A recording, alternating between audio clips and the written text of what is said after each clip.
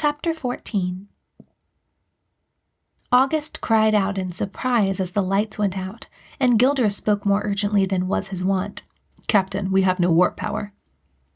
Swearing under his breath, the captain groped along the walls until he came to a compartment in the wall and pulled out 2 electric lanterns. Handing one to me, he said, "Lieutenant, keep a straight course. Mr. Gilders, keep her at high propulsion." "Yes, sir," they said in unison.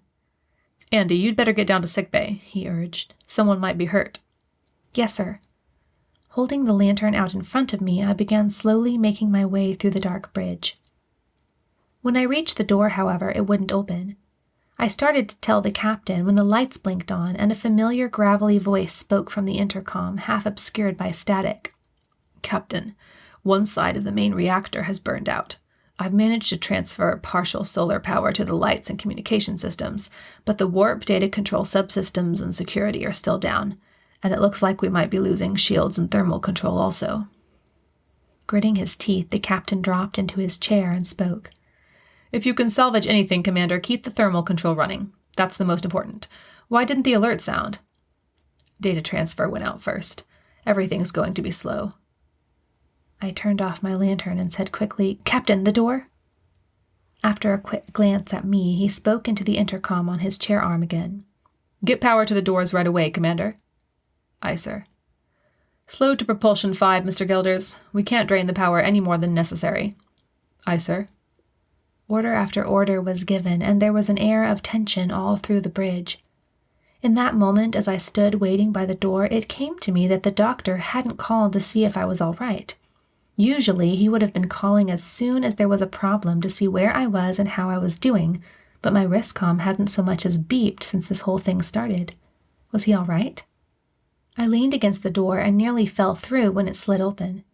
As I regained my balance, I called, "The doors are working now, Captain." Normally, I would have received a good-natured laugh in response to this, but he had too much on his mind. "Very well. Get down to sickbay immediately." "Yes, sir." I jumped out the doors and hurried through the halls and down the elevator. Contrary to the captain's fears, there was no one who needed tending. Often during failures, crewmen would get caught in malfunctioning machinery or badly bruised and jarred by the bumps and jolts. But not this time. At least not yet. I felt strangely apprehensive standing there all alone in the middle of sickbay. Something wasn't right. I could feel it. Something new. It was more than my knee or my father or any of those problems I'd already been aware of. Something was just wrong. Power didn't fail without warning and for no reason, and the chance of all 112 crew members remaining uninjured was poor to non-existent. The sound of running water from the direction of the sanitation room nearly made me jump out of my skin. I stumbled slightly, then caught myself on the end of one of the cots. Who was in there? I waited, heart still beating rapidly from the start I'd received. The water shut off, and I waited for the whirring, gusty sound of the dryer. It didn't come. Instead, I heard slow, weary footsteps, and the doctor appeared in the doorway, his hands and face moist. My heart pounded fiercely as I stared at him. He stared back, peering, and the confused, almost frightened look on his face as he looked at me broke my heart. "Remind me again of your name," he said at last, and his voice was utterly lost. Forgetting about my father, my questions, and everything else, I rushed to him and caught his hand in both of mine. It was slippery with lingering water. "It's me, Andi. Don't you know me, Doctor?" "Andi, yes." But he didn't look as though he understood. "I think patient's all gone. Trent called." "Why can't you remember anything?" I cried, finding I had to say something, anything to keep him from going on in that lost manner. He shook his head. "I don't know what you mean. I'm just so confused. Help me, please." He pulled his hands away and buried his face in them. "I will. Lay down. I'll do a scan." "A scan? What kind of scan are you going to do?" His bewildered look remained, but he lay down on the nearest cot submissively. "I'll use the new CMR scanner. Just stay here. I'll be right back." Hurrying towards the primary medical cabinet, I opened the drawer where the scanners were supposed to be.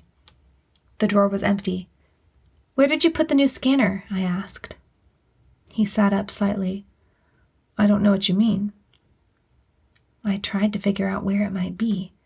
Remembering that he had been in the sanitation room just before he'd come into sickbay, I checked there. There were puddles of water all over the floor and the counter, and one of the sinks was nearly overflowing. I drained it, fighting to keep my heart from plummeting, and spotted the scanner laying in a puddle of water nearby. I hastily picked it up and dried it thoroughly, but to my dismay it wouldn't turn on. I'd have to find the other one. Looking around the room, I strove to divorce my feelings from my mind.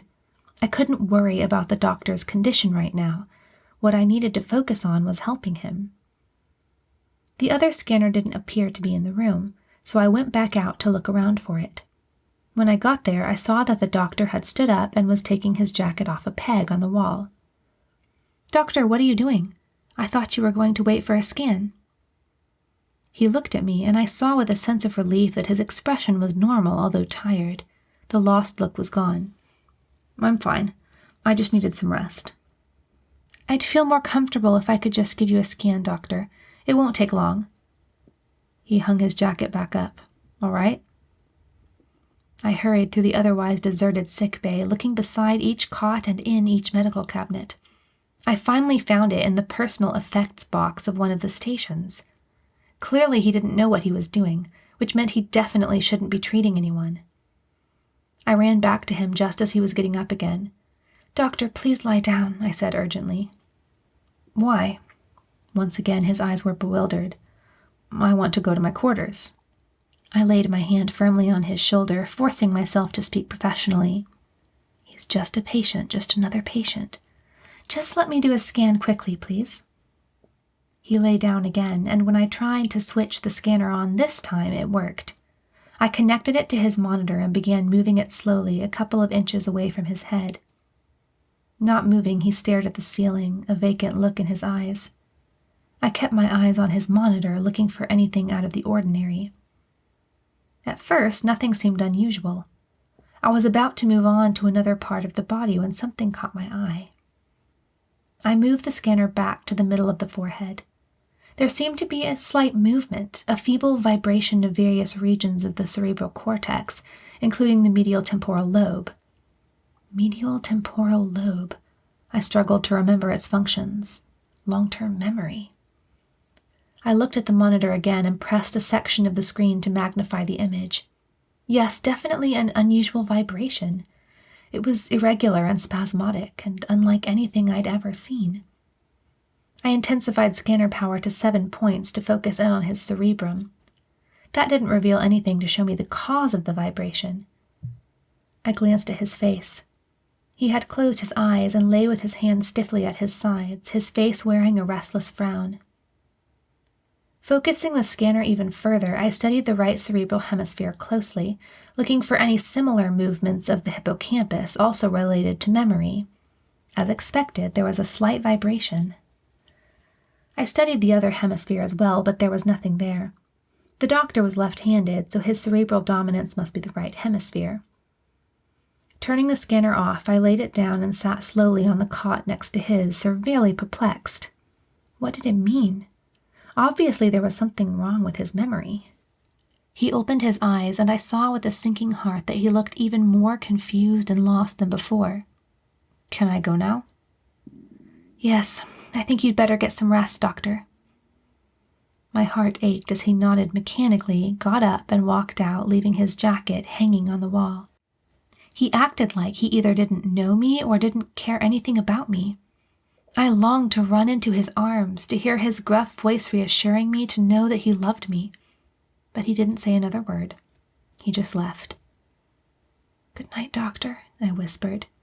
Then I bowed my head and tried to make sense of my raging emotions for a moment. Andi! I stiffened. It was him. Yes, sir? Not turning around, I steeled myself for anything. This emotional roller coaster was getting to be too much for me. Footsteps rushed towards me, and I turned in surprise. His face was intelligent, though his forehead was lined and the circles under his eyes were as dark and long as before. He caught up my left hand and gripped it in both his. Andi! What? What is it? I cried. What did he have to say? Something about Langham's disease and my past? His memory loss? You... A shadow swept over his face, blotting out the assurance, and he blinked at me, the spark of intellect in his eyes dulling rapidly. You can't. Can't what? What can't I do? He looked down at me, confusion and clarity struggling on his face. You can't. Something about Emmett. No, Erasmus. Erasmus. Howitz, my father. What about Erasmus? I asked, trying to keep my voice from rising. You can't. Can't what? I cried. Erasmus. You can't. We need it. Cold washed over my heart. He was telling me not to go with my father, not to let him help me. Could my father be right? Could the doctor want to keep me for himself, want the Radialloy for himself? Feeling like crying, I reached my free hand towards the command button on my wrist comm. With a wild cry, the doctor caught my wrist, gripping it hard. Don't. Listen, you can't do this. His eyes were wider than I'd ever seen. As I stared into them, I saw an empty darkness that I didn't recognize. I pulled my other wrist up to my face and jammed my chin on the button before he could stop me. I forced out the words, trying not to choke on them. Captain Trent, I'm sorry to report that I have found Dr. Lloyd unfit for duty.